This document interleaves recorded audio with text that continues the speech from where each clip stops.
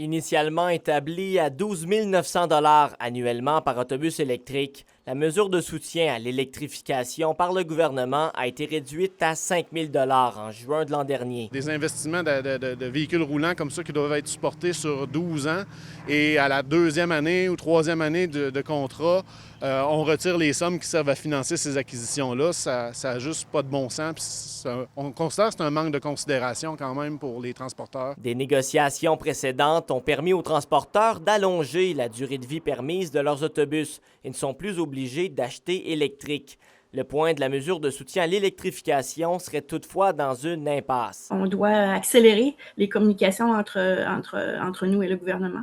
Alors, on veut avoir un signal de la part du gouvernement, un signal fort qui va confirmer qu'il y a des choses intéressantes à nous proposer sur la table. C'est absolument inacceptable qu'on n'ait même pas de réponse de la part du gouvernement sur cette question-là.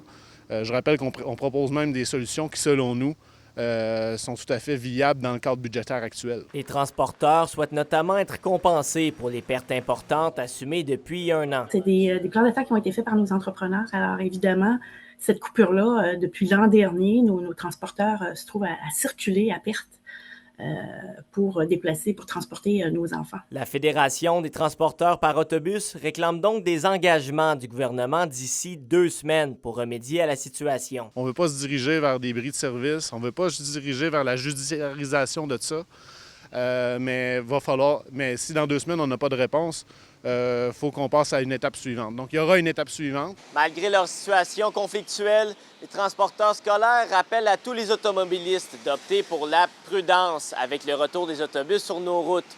Parce qu'après tout, la priorité reste la sécurité des élèves. William Maillé, RNC Nouvelles, Rouyn-Noranda.